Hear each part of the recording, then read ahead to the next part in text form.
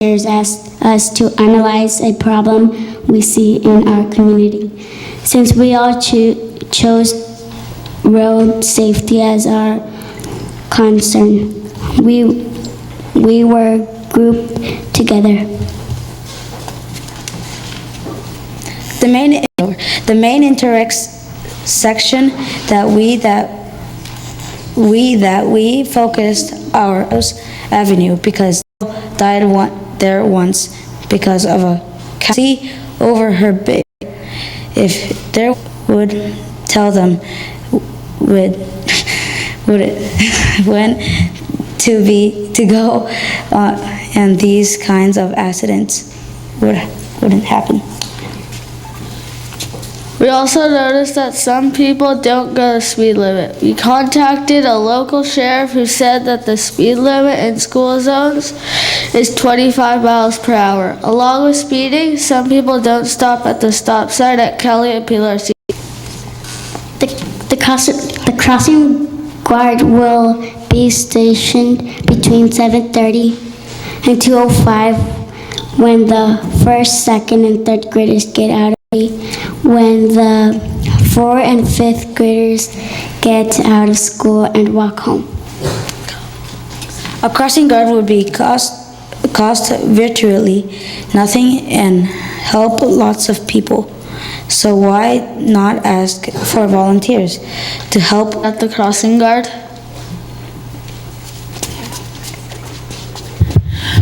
Thank you. That was great. No, wait. Don't go away. I think, okay, I thought I asked for questions. Thank you for listening. Well, thank you. I think it's important you got that last slide in there. I'm going to tell you, and that's true, volunteers will be free, but I'm going to tell you something. Insurance is another piece of this, so you got to remember, nothing is ever free, but it's a solution that can be worked out, and I think it would be important for the city to work with the school district to figure out how we could get that to happen, and maybe that's something that we can do over the summer. So thank you so much for doing this. This is really important. You are great leaders, and you're on your way to identifying wonderful things to make your community better. So thank you very much for doing that. Thank you. That information that you gave us really helped. Thank you.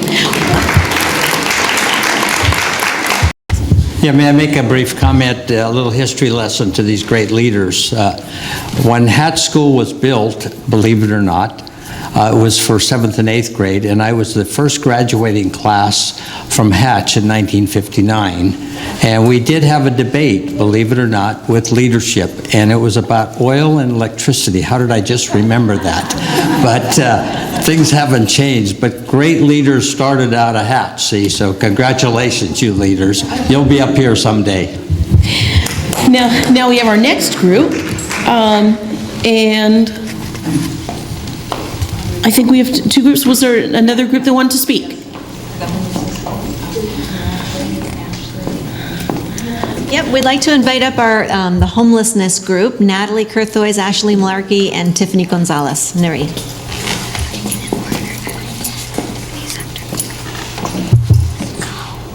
The problem of homelessness.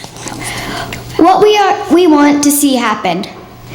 We want there to be a homelessness shelter in Half Moon Bay. People could stay there until they find a permanent job or home. Details. We want there to be showers, a room for them to stay in, a doctor in case they have medical issues, someone who can help them find a job, clothes and laundry facilities for the people who are staying in the homeless shelter. Some ways to raise the money that we thought of were ask for donations from local businesses, ask for donations from people. We could get a grant and get funding from local, state, or the federal government. Thank you for listening to our ideas. We hope you add a homeless shelter to the general plan update. Like Natalie Kurthoy said, we want a homeless shelter with doctors and counselors and a place for homeless people to stay with no cost. And also we want them to do job training, take showers, and get clean clothes for interviews.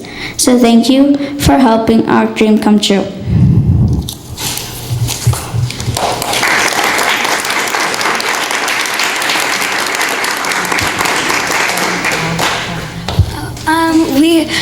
We also, this morning at the Catholic Worker, we helped with their food drive and their food and clothes drive, which they had items for people and they had food that they could take. They had like nectarines and peaches and other vegetables that people could take home for free, and they were giving those out, and me and Ashley went and helped at the food and clothes drive that the Catholic Worker had.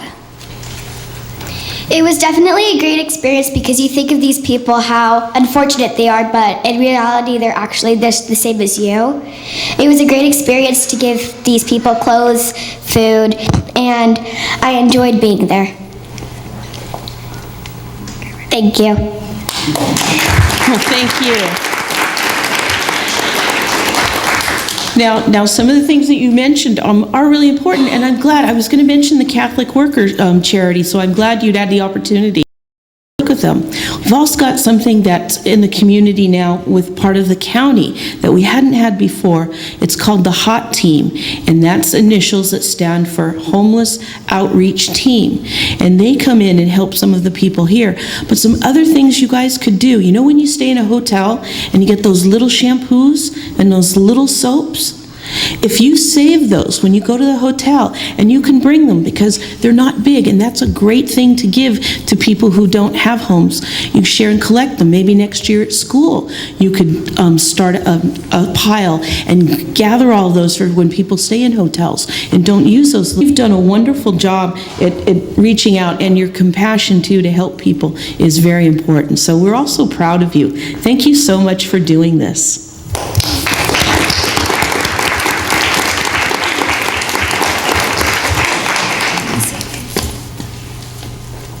Thank you. You're welcome. And do your teachers have any last comments you want to make, or any way we can follow up during the summer or when school starts next year? We'd be happy to come and talk if the leadership team meets after school or something. They usually meet over lunch hour, and it's 4th and 5th graders, so the 5th graders are kind of mentoring the 4th graders. And I want to mention that Miriam's here, who's a high schooler who got a leadership award, who also has been encouraging the students, so it's really important that it continues. But I have to say, these two groups, one, the traffic safety one, is now in their 2nd year working on it. It would be wonderful if the city has anything that they could do to work with them and communicate with them, because they are really committed and passionate about it. And also the homelessness group has talked about that they want to continue throughout the summer, and they're even gathering a fundraising plan. So if there's any point person that they could be in communication with so that they can continue to support this effort till it's their dream, as they say, comes true, that would be wonderful. Thank you. That's great. Thank you very much. And Magda can continue to be your point person. But just on the thing of the crossing guards, council, do you have interest in having staff follow up that and work with the school district to see what we could do in the future of that? Yep. Okay. So a quick comment. So thank you for the presentations. Your leaders. Most kids are not at a city council meeting tonight. You guys are, and you're sharing ideas that are important for our community, so you should be commended for that. So thank you for sharing your ideas. I'd like to see staff look at the signage in that area at Pilocitos and Kelly, and the crossing guard idea, and see if we can't develop a way to support crossing and safety at that intersection that was pointed out to us. I think now it's been brought to our attention, and we should do something about it. So again, to council, for the crossing guard to work with the school district to see what we can come up with over the summer. It will be insurance that will be the thing. I'm sure there are a lot of volunteers, but it'll be insurance that we'll need to work out with, and as well as the, yeah, there's lots of details of people, and we can work with the sheriff's department in establishing that. Yeah. Yeah, we talked about this issue over and over back in, I think it was the late 90s, and we're not able to crack it. But I think it's definitely worth trying again and identifying all the various issues to see if there's resolution. There's got to be some solution to it. A lot of it is, making up our minds we want to solve it. So, yeah, same problems, insurance, what you just mentioned. Yeah, let's try again. I don't want to... We're happy to bring something forward. So I don't want to go too long, but crossing guard is a great idea, but there may be other variables that come into play, whether of signage, as speeding was mentioned, or maybe there's, again, we'll have to collaborate with our partners in the community, the school district and others, but there are those signs that always make me slow down, which are that tell you your speed when you're going through a specific, a certain zone, and other things we could do, but I think we should take on this issue. Okay, thank you. Can I make one last final comment related to that intersection? The kids did a great job bringing forward the perspective of safety and crossing there. As a parent who has been driving a carpool for about 5 years, right through that intersection at all of those times, that's the backup. And another thing that a crossing guard could offer would actually be flow of traffic and having that line not go out all the way down Highway 1, but being able to stop people with forethought and planning and group people across, I think is just another way to look at that. So, thank you. Thank you. Now, you're all welcome to stay. If you need to go watch a basketball game, I totally understand, and somebody needs to tell me a score soon. So thanks so much for coming, and we'll keep in touch with you guys over the summer. And if we don't see you individually, we'll see you over at Hatch when school begins too. But hopefully we'll get some of these things resolved. Thank you so much. You guys have done a great job. Have a good summer.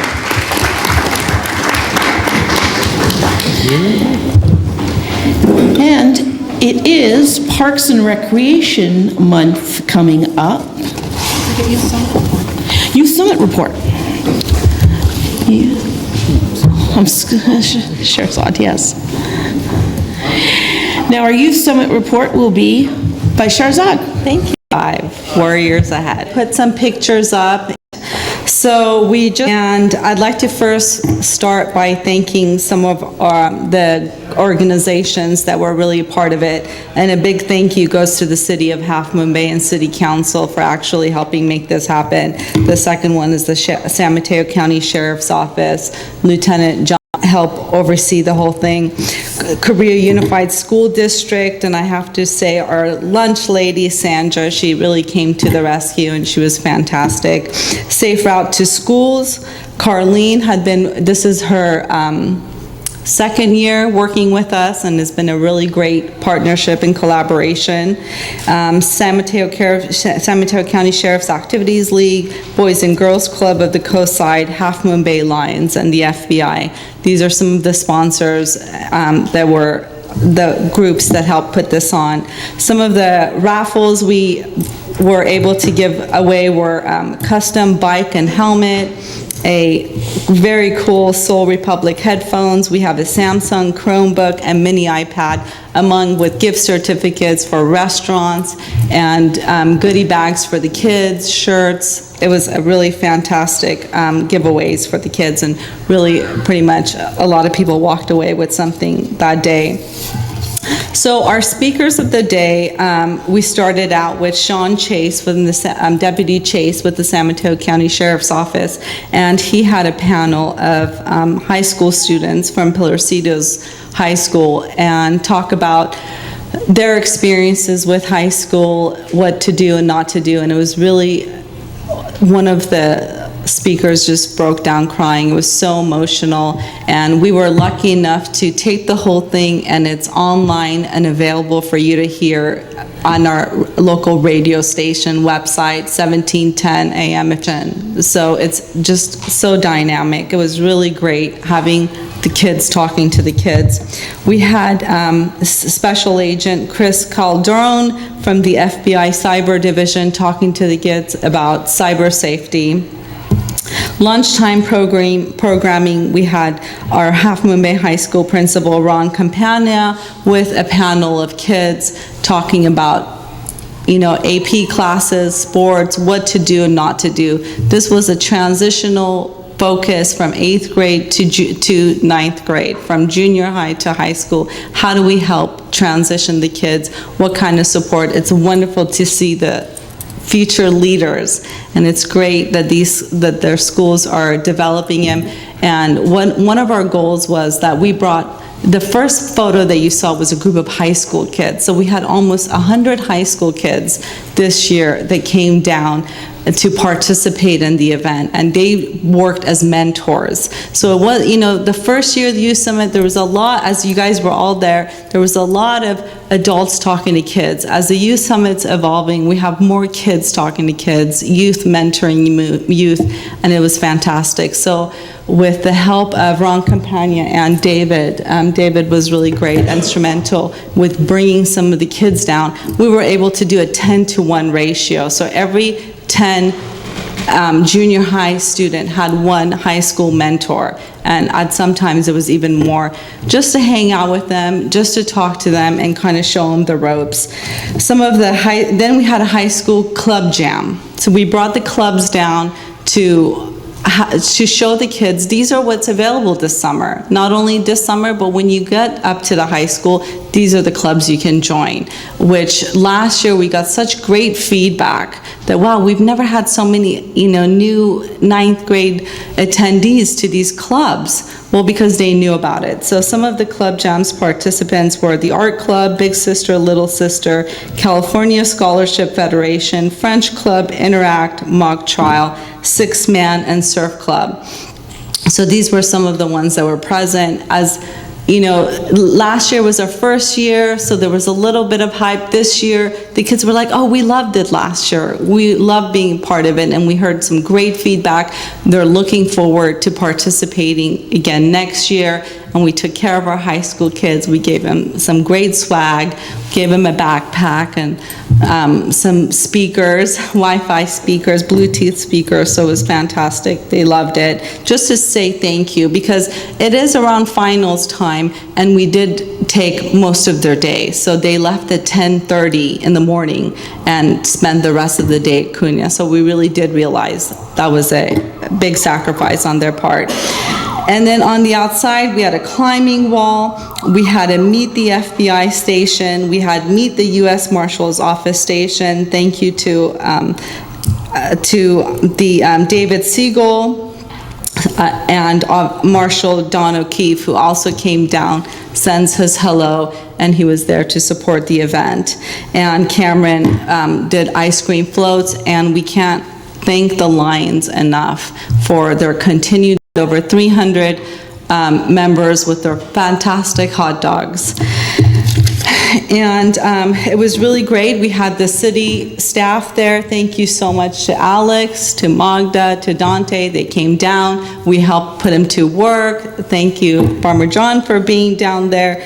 Everybody, they came down, we put them to work, and it was great. We were able to have a city general plan table out. So talk to the kids and interact. We had our time capsule. Just a side note, we also took the time capsule to Seacrest. It was a really great day of fun. It was a great to service the kids and bringing more youth to mentor youth. The event and make it a priority. Well, that's great. Thanks, Shahrzad, for sharing this again. It's been a great event the last few years, starting with the astronaut, the speaker last year, and it's great we're able to use the library and what they wanted. So that's good that you're asking them more about stuff. And I know the speakers are very inspirational and impactful for them. 300 kids in that room, and you could hear a pin drop. Message again, it's online. We're able to bring kids up. Everybody on the coast was invited. If you're from Pascadero, we invited Seacrest, and I just got some feedback that the Pascadero kids were just so fantastic as they go up to the high school with a new bike. And thank you for keeping the Lions engaged. They're wonderful at that. They are the expert barbecuers. They're a treasure. They're a community treasure. Oh, thank you. All right. Thank you. Thank you so much. A lot of input from you this evening. And we'll continue with another one of our partners from the Recreation Committee. This is Park and Rec.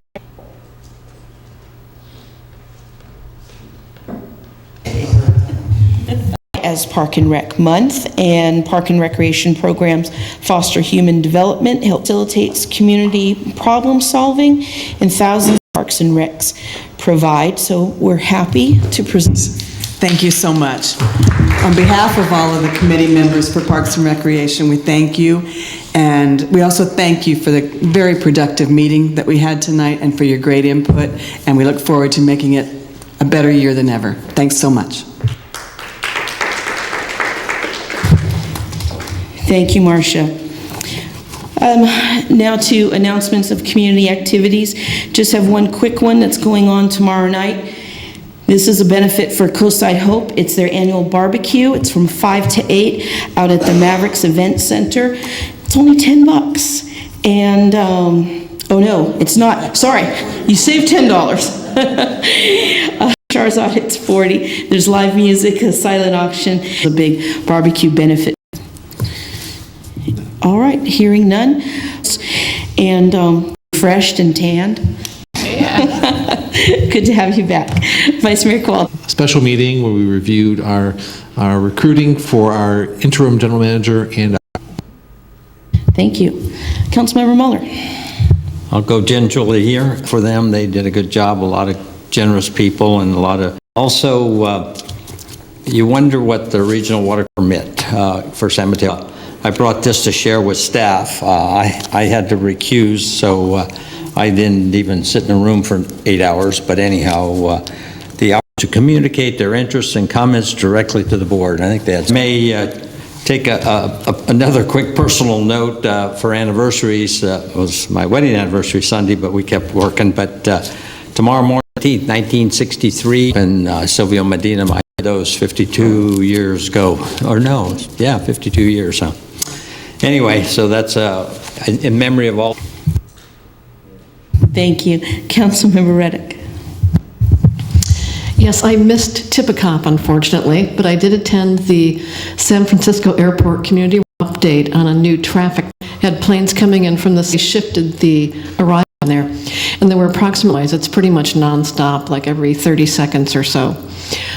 So the roundtable is submitting letters to the Federal Aviation Administration to try to get a handle on it. Not sure that they can do anything. The roundtable exists to take input and share it, but no control. So, but it was remarkable in that there may be further shifts ultimately of the arrival pattern, and Half Moon Bay is going to need to be vigilant, because I've noticed just a couple of weeks they've been what is called vectoring the traffic due to probably weather conditions or wind conditions. But I don't know if you noticed, but like last weekend there was a substantial increase in arrival traffic over Half Moon Bay, and it was shortly after this meeting, and I don't know. I'm our representative and we'll be looking out for any, and the residents looked exhausted. They're not sleeping, they're really severely impacted, so that was remarkable.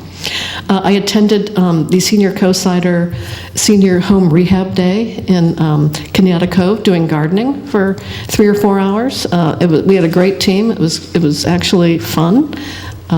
I'll probably sign up again for next year. I would recommend it to everyone. You can do a little of everything or focus on something you like to do, whether it's siding or gardening or whatever, but we had a really good time. Then I attended the SAM meeting with Vice Mayor Kowalczyk, and so we have some thorny issues there we're working through. And then tomorrow I'll be going to the Coastside Hope barbecue, so.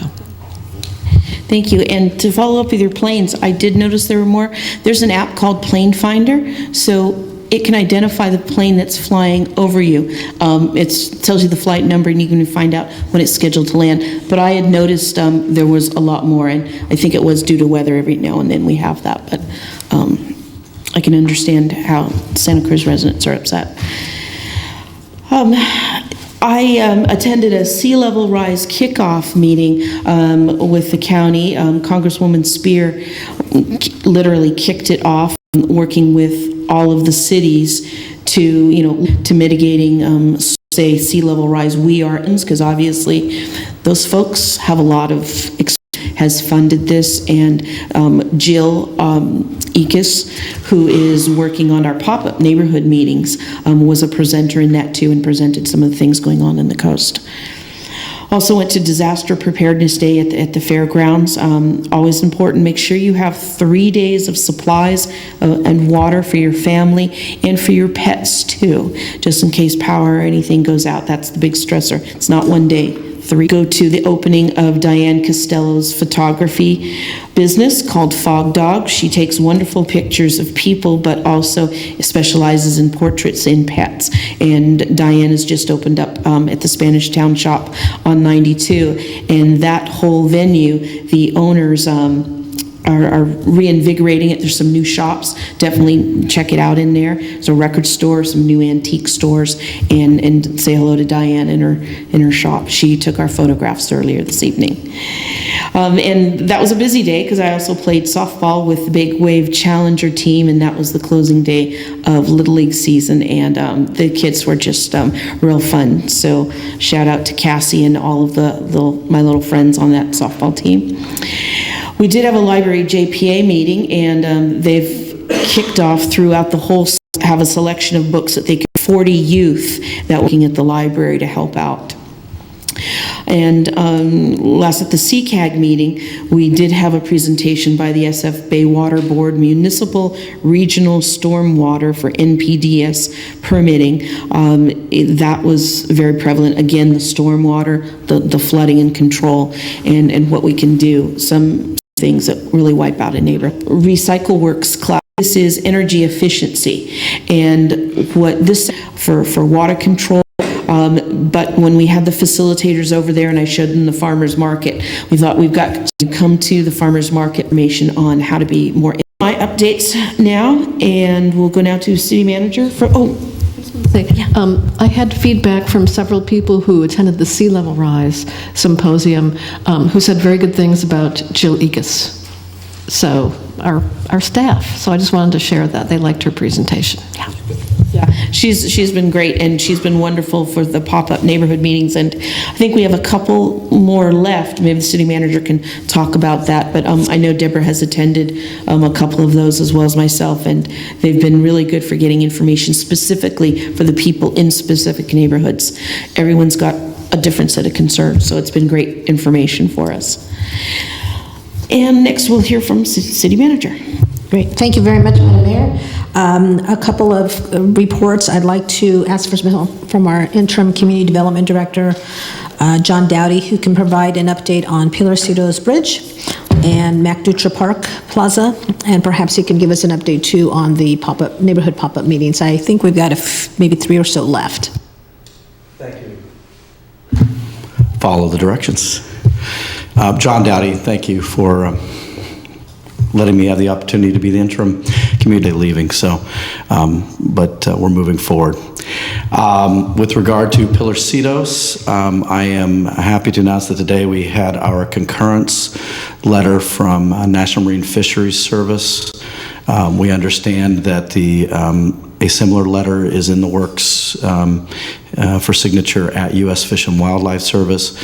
Those are 2 critical pieces to U.S. Army Corps of Engineers being able to issue permit, which then in line comes with the Regional Water Board being able to also issue permit for that. So we hit a big hurdle today and went over it, which I'm thankful for, and I think the community will be as well. So we're moving forward. We understand hopefully by the end of the month we should have California Fish and Wildlife Service permit is what we've been told. And so everything looks as if the permitting side of the world will move positively. We have also met with the contractor, Granite Rock Company, and so they're moving forward, and we've issued them a notice to proceed, and they are moving forward with shop drawings and all the requirements to proceed to designing the prefabricated bridge, the superstructure for Pillarcitos. So everything is moving along, and at this point, all signs are indicating to an affirmative to opening a new bridge up this year in 2015. So we're still have to be a little cautiously optimistic and remain a little cautious. There are still hurdles to deal with, and particularly great news on that front.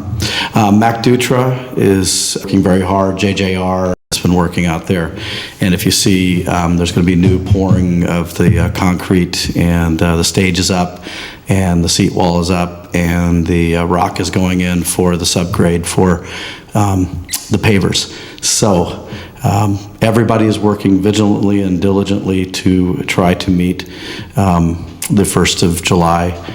There are playing both sides of this issue. One is that we're working diligently to try to get as much of that done and hopefully be able to do something for the July 4th celebration, which we know is a critical and a desirable issue. But we're also working closely with the Lions Club to make sure that the pancake breakfast will go off without a hitch, and regardless of where and how we try to work that together. So 4th of July will be great, and regardless, and we'll try to work through that issue. But you're going to see significant improvements toward Mac Dutra. The pop-ups, we have 3 left at this point. Tomorrow night, Thursday night, and Saturday. I know the Saturday one is, the Saturday event is the downtown area, and we'll be at the, what's the, Kitty Fernandez. The other 2, right off the top of my head, I cannot recall, but I can certainly pull that up and get that information. But there are 2 Wednesday, Thursday, and then one on Saturday as well. And then we'll start into the 25th and 27th, which are the big community workshops. They're going to be the same for both days. One will be on a Saturday, and one will be on a Thursday evening. They're the same program, so you don't have to come to both. But please, for the community to come one of those nights, and then we'll head forward into more topic-related subjects into July and August and September ultimately. Thank you. Thank you, John. I know everyone's working hard on Mac Dutra Park, and I know they're relying on some vendors to get some things done. So I'm glad we have a contingency plan for Lions Club so we can celebrate the 4th with our traditional pancakes. If I could just mention echo with some of the comments, and I think you have all heard these comments as well. The neighborhood pop-up meetings have gone really, really well. And I think we've been able to hear from and speak with lots of community members who we've not met before, which is great. We've been able to establish relationships with some of these folks. They get to know us, we get to know them. And I'll tell you, the staff is just completely energized from these meetings. Each morning they come back and say, oh, we had another really great meeting, and I hear all about it. And so it's been going really well. Good, thank you. All right, we have no cards for public forum. We'll go into consent calendar, and are there any items to be pulled? I know there's a correction on number 6. Yeah, I'd like to pull number 6. Okay. And was that just a correction or pulling? Well, I just wanted to add the requirement. Yeah, I want to pull it. Okay. Yeah. And with that, I'd like to make a motion to approve consent calendar items 1 through 14, except number 6. I'll second. It's been moved and seconded. Do we roll call? Aye. Aye. Aye. Yes. Yes. Now we'll go quickly to item number 6. Yeah, so my point on number 6 on page 37 of the packet, I think there's a missing item. We just want to add in that a requirement for the city engineer is to have a PE, for that person to be a licensed PE, professional engineer. I just want to make that addendum. All right. That's noted. Can we have a motion on that? I move to approve item number 6 of the consent agenda, adding the requirement for this position to be a licensed professional engineer. I'll second. And we can do that by voice vote. So all in favor of item number 6, say aye. Aye. Aye. Aye. There are no nays. Motion passes. Thank you, council. We'll move now to public hearing number 1 to introduce an ordinance of the City Council of the City of Half Moon Bay, amending the Half Moon Bay Municipal Code to align the code to the city's organizational structure. Good evening, Mayor Frazier and council members. Reed Galogli, Deputy City Attorney. This is just a brief presentation. As you may have learned over the last several weeks, the city has done some reorganization in the sense of changing some job titles as a requirement to make sure that our code currently matches our new organizational structure. There's some name changing that has to go forward. There's no substantive changes anywhere in the code that are being accompanied by this proposed change. It's simply replacement of the words planning director with community development director, so there's no ambiguity or confusion for anyone who references our code as to which individual at City Hall they need to select, maybe obtain a permit from or obtain an approval from. So if there are any questions, I'm happy to entertain them, but otherwise this is a fairly innocuous ordinance as they go. Council members, any comments? If none, I'll entertain a motion. I move to introduce an ordinance of the City Council of the City of Half Moon Bay, amending the Half Moon Bay Municipal Code to align the code to the city's organizational structure. Second. It's been moved and seconded. All in favor, say aye. Aye. Aye. Motion passes completely. Thank you. Move now to item number 15, and let's discuss the establishment of city policy for resolution of claims below a certain amount. Good evening again, Mayor Frazier and council members. Reed Galogli, Deputy City Attorney. We're presenting tonight to you the opportunity to open a discussion regarding the establishment of a policy to resolve claims that the city receives. As detailed in the staff report, the Government Tort Claims Act sets forth a procedural process which any individual who has a claim for money damages against the government must comply with in order to pursue legal remedies. Oftentimes, depending on the value of claims and the meritoriousness of them, the disposition of the claim can often be overkill. And what I mean by that is somebody may come with a claim that is completely meritless but would require council to be discussing it in closed session, when ultimately it's a decision that's best delegated to a staff member with the appropriate level of authority to resolve the claim. And by resolve, that can be as simple as rejecting the claim, saying that it's not going to be paid based on a variety of good reasons, or accepting the claim, accepting liability, and paying that claim. A good example is if somebody's bumper were dinged when a city maintenance truck pulled up behind them at a stop sign.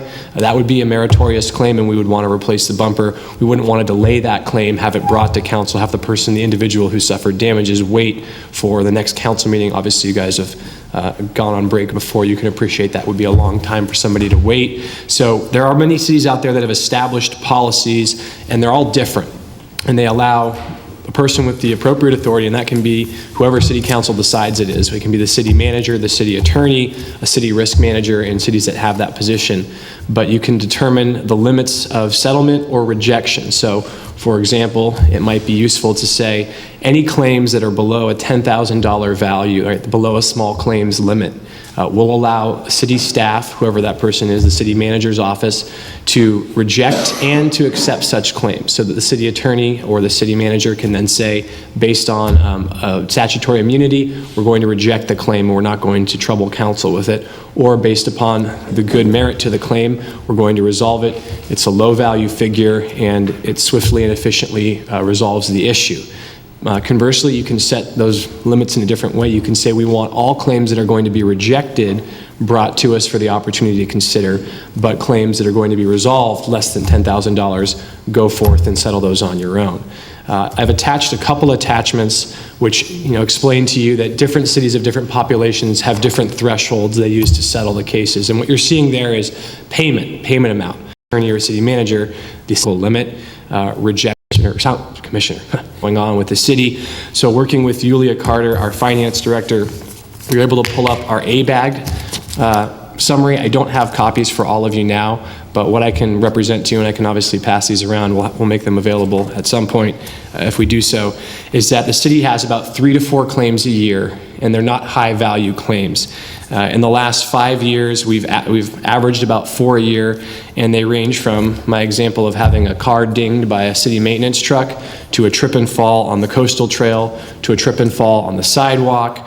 We've also had some property claims where city buildings are adjoining other buildings and there's been water damage and the like. And there haven't been a lot of these claims that, nothing above $10,000. Change that. But ultimately, that's sort of what the pattern looks like for the city of Half Moon Bay over the last 5 years. Not a ton of claims, not an overwhelming amount of claims, certainly not a very large number of high-value claims, but ultimately they're being processed and handled right now according to the informal practice of what's existed, which is bringing the matters to the council for consideration in closed session, regardless of the merit of the claim, regardless of the value of the claim. They've all been brought to you. So it becomes a question, a policy question for the council to decide, how do we want to deal with claims, both on the rejection end and on the payout end? And you can set different policy limits for both of those, but it is a call that you'll have to make and what you're comfortable with. I don't know if you have any specific questions at this time, but I would like to stop speaking because I know I can go on and on and on here as a lawyer. Is there anything else I can? And Vice Mayor Kowalczyk? Just a quick question. What is the city manager's current signing authority? It's 30,000. And we would be informed as we meet weekly about this, so it wouldn't be just, it would be done and often none of us would know. Each one of us would be informed as this is percolating and happening. It'd just be, we wouldn't have to wait 3 weeks if we had a meeting skipped, and it could be expedited. So you're looking at a 10,000 foot level range? Dollar range? I'm not proposing a particular dollar amount. This is just a discussion we wanted you to have openly as the council. Do you want to put a formal policy out there changing the limits for rejection versus settlement? Would you like city staff to resolve claims below $20,000 in value without troubling the council, depending on whether they're a valid claim or an invalid claim, whether we're going to reject them or accept them? And it's really an option that you have, and we can do also, one of the things you'll notice in those attachments is some of the cities have quarterly or annual reporting. So every 3 months during the city manager's report, they can say during our last fiscal quarter, we received 5 claims for a total of, if we were to pay all of them, $30,000, we only paid one of them, and we only paid $5,000 worth of it. That would be a way we could provide you with the reporting of a couple years if you get approached very frequently, but it would be a way to quarter or even at the end of the year, since there aren't a lot of claims that the city of Half Moon Bay encounters throughout the course of a fiscal year. Thoughts? Yeah, thank you. First, I think it's great we don't have a lot of claims. I think that's very positive. And I would just like to ask the city manager for past experiences in this situation.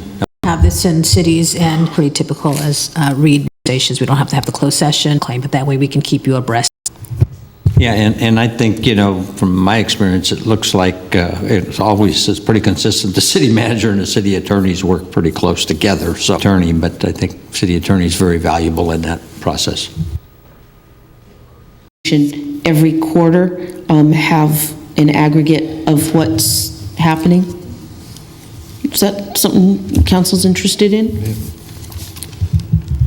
So, and because it is, and I'll be really clear, Magda can just think of the role, and down the road, who's in the role, whatever, of the city manager role, or who can write a check. I always think there should be a check and a balance. In our accounts payable and accounts receivable of the city, there's a check and a balance. You can't, one individual can't do both. Because then you're exposed to leakage. So I'm not opposed to the idea, but there needs to be a check and a balance to it. Otherwise, it creates an opportunity for there to be leakage. And I want to be really tight about that kind of thing. Where, so that's why I asked the signing authority, because I think that's sort of good. But I'm a little reluctant. There's a lot of cities, thank you for the reference list, but there's also a lot of cities that aren't there. And the way they handle it, I'm assuming, is ad hoc, or they go to their council. Would you have any background on that? The cities identified in the attachment were the cities that responded to our survey. We don't get 100% response across the state, unfortunately. I wish I could get better responses. Even when you call up cities directly and ask them, or even do your own research, it can be difficult to figure out what their practices or their official adopted policies are.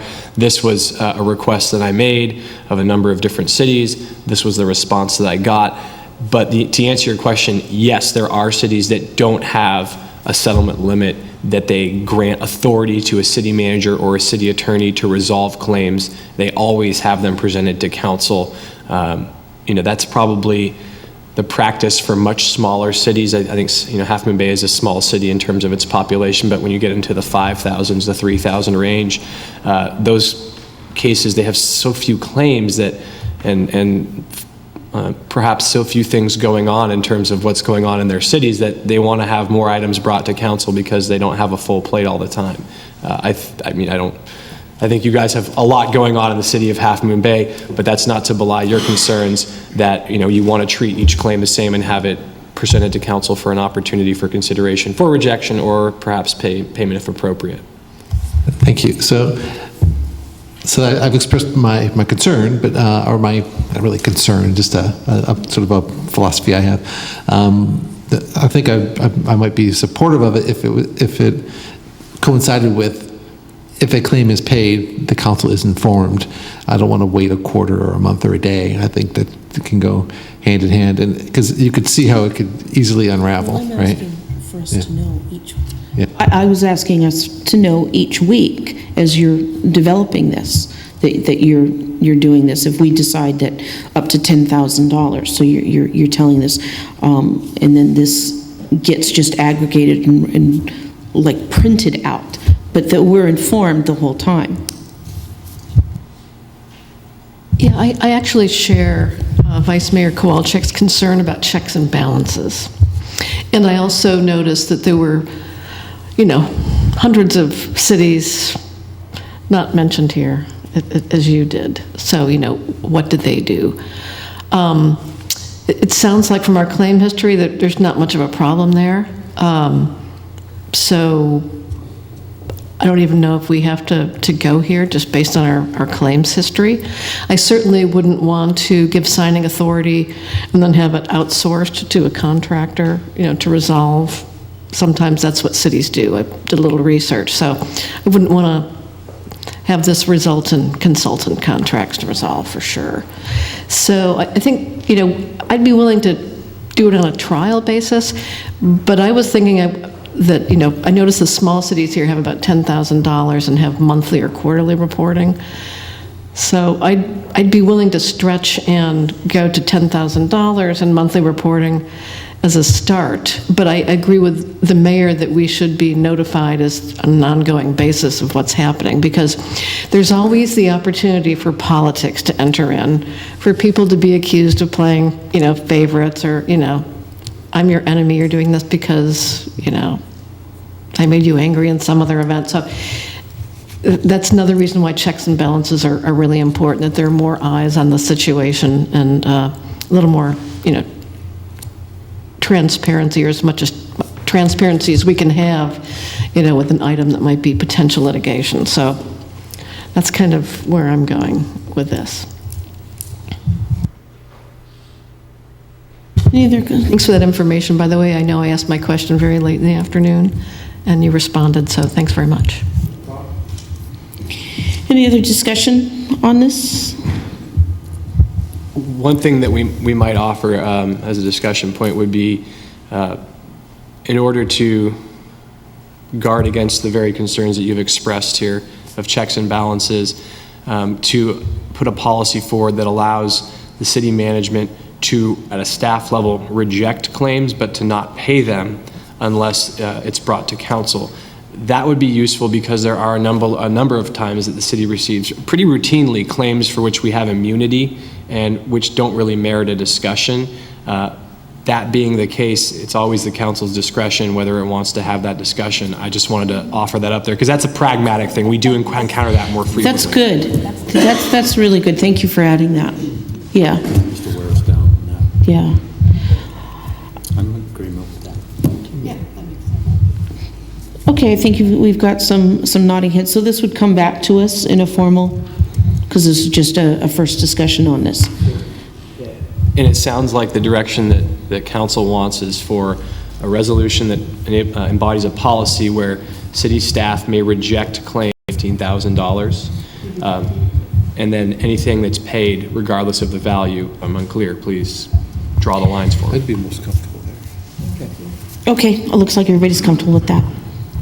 All right. Good, thank you for that. And that is the last of our agenda items. Just one thing to recognize, and especially I know that Mrs. Ida Muller watches us. Congratulations on 46 years of marriage. We'll send them home soon after our closed session here. And we'll check a score and then go into closed session. So, good night. Go Warriors. 75-68, Warriors. Not that we're paying attention.